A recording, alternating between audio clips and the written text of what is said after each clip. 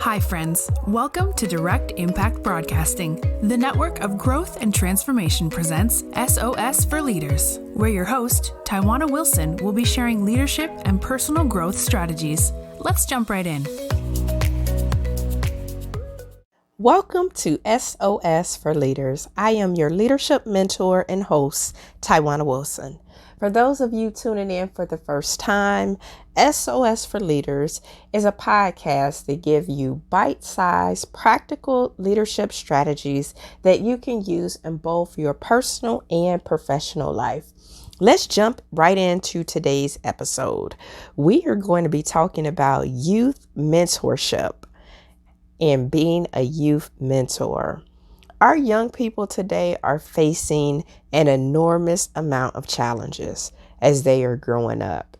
When I think about when I grew up in the 80s, it's so much different, not better, not worse, just different than it is growing up in a world today. The world today is complicated.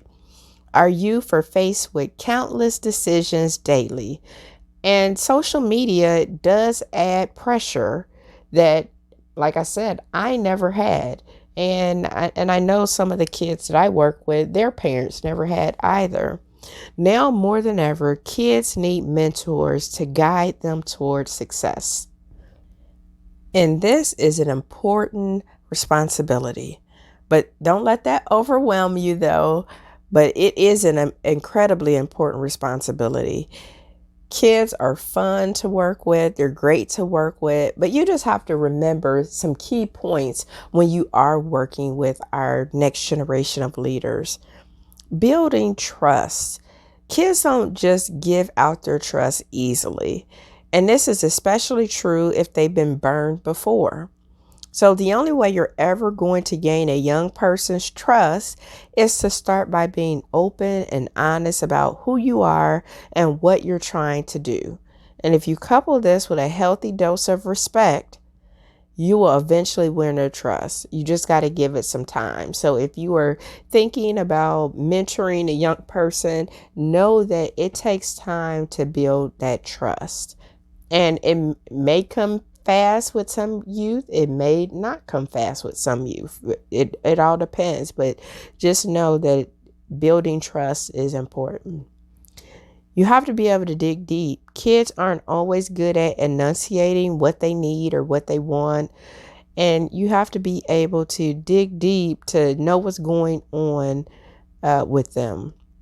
And the only way you'll be able to do this is that you got to get to know them. You got to take the time to build that relationship.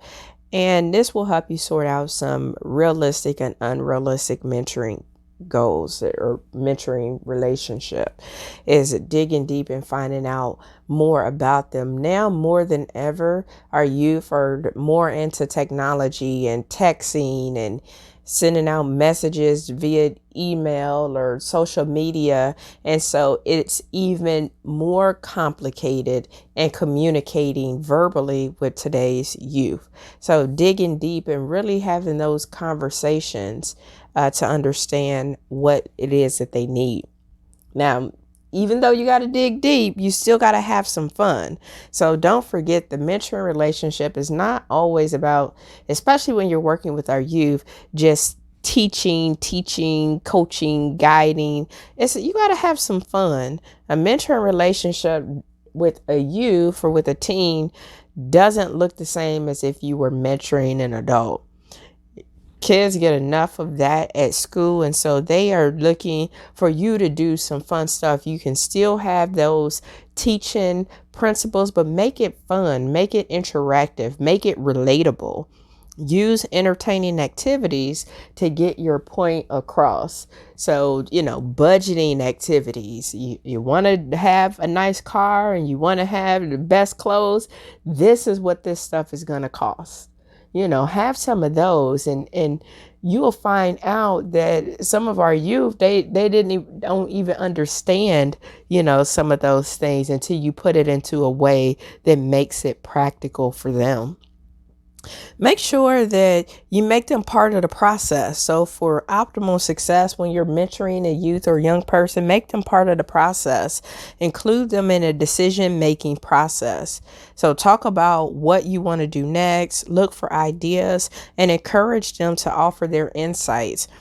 And when you include them in the process, allow them to take some responsibility. I have a youth that I mentor and coach. She's actually a coaching client of mine.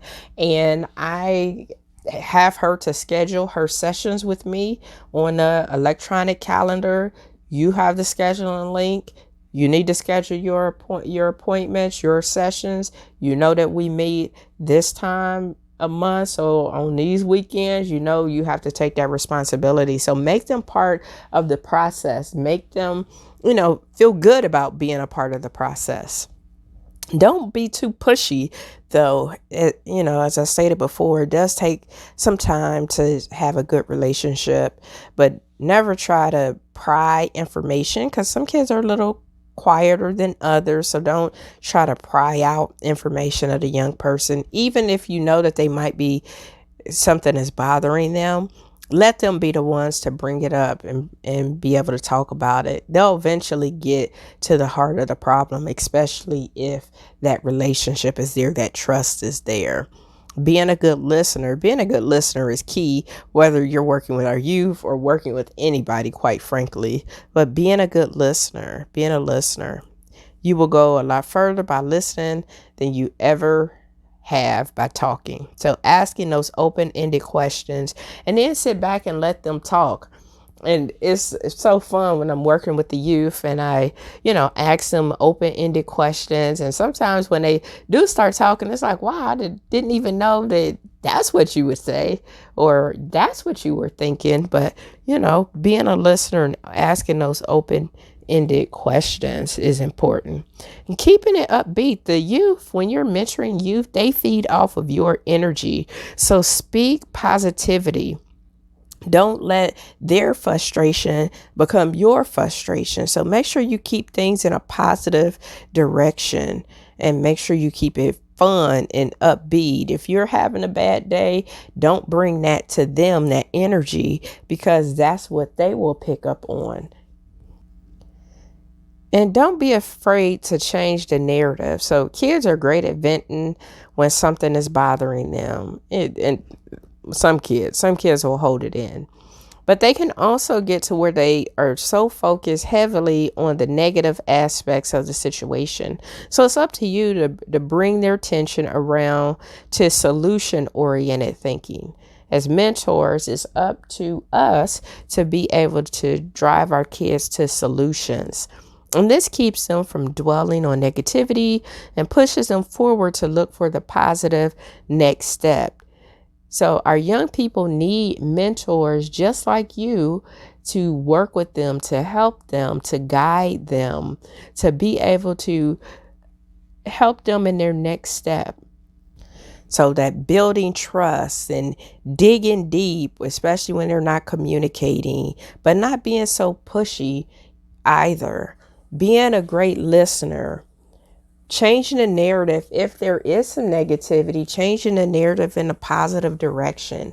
Keeping it upbeat and light and fun. That's why our youth love their mentors, because they keep it fun and upbeat, but yet they're still learning. So those are some things to think about and never forget when you're working with our youth. But you might be thinking, okay, but do I have what it takes to be a youth mentor? You love kids. You always find yourself drawn to situations where you can teach them things, or maybe you used to babysit when you were younger, or you spent hours showing kids how to create something interesting. And so you're thinking, do I have what it takes to be a good youth mentor? Well, when you have a genuine desire to give others that help, that guidance, and you find yourself drawn to working with children, becoming a youth mentor may seem like the logical next step.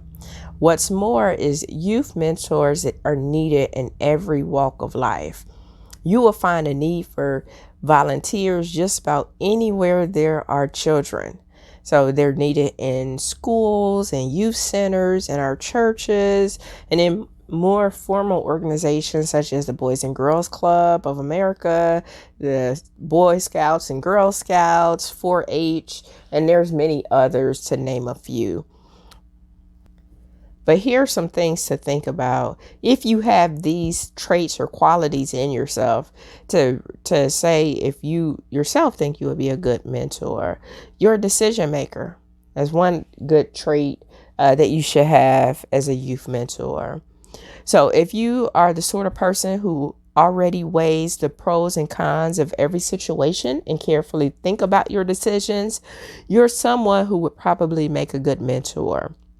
Ask yourself if you can guide the children or the teens or the youth that you're working with through the decision-making process and help them find a better decision.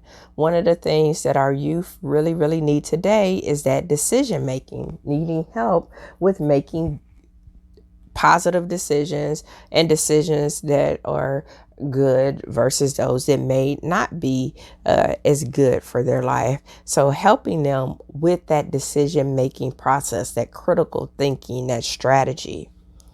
So that's one trait. If you have that, you're probably going to be a good mentor. If you love to learn, your enthusiasm for trying new things is something that every child needs to experience.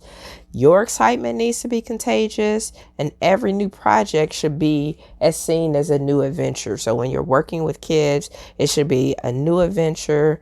You should be excited about it. And if kids that work with you see that, then they know that, learning is fun, that enthusiasm is contagious. So if you know that you have that trait, then, you're probably set up to be a good mentor. You know how to adult. Yes, I said you know how to adult. Many kids in youth mentoring situations, unfortunately, are lacking basic life skills. They don't always get the teaching at home and what they need to understand about how life works, how money works, how building good relationships work, how communicating effectively works. And you must be able to answer these questions, any question, be able to think on your feet and share in life skills that you have that will help them go out into the world when the time comes with a full body of knowledge and experience to carry them through. So being able to help them with those basic life skills is important. You have integrity. You got to have integrity. So if that's something that you have, no matter what, kids are always watching. They're always watching what you do. It's not what you say, it is what you do. So when it comes to things like core values, they will adopt the behaviors of those who are around them, especially those who are in authority positions. So if you're known for doing the right thing, you are someone kids ought to know. Of course, that doesn't mean you got to be perfect, because nobody's perfect. And it's okay to have messed up in the past, as long as you have turned your life around and it's what you're doing now that really counts. So that having that integrity, if you're going to be a youth mentor and work with our youth, and you respect others, how is it when it comes to compassion? Do you have appreciation for how unique that other people are, and that we are all beautiful in our own right? Are you open-minded? And so if you have some of these traits on the inside of you, then you probably will make a youth mentor, a great youth mentor. So being a decision maker, you have that yearn to learn and want to keep growing. You know how to adult so that you can help our youth with basic life skills. You have integrity, and you are somebody that respects others.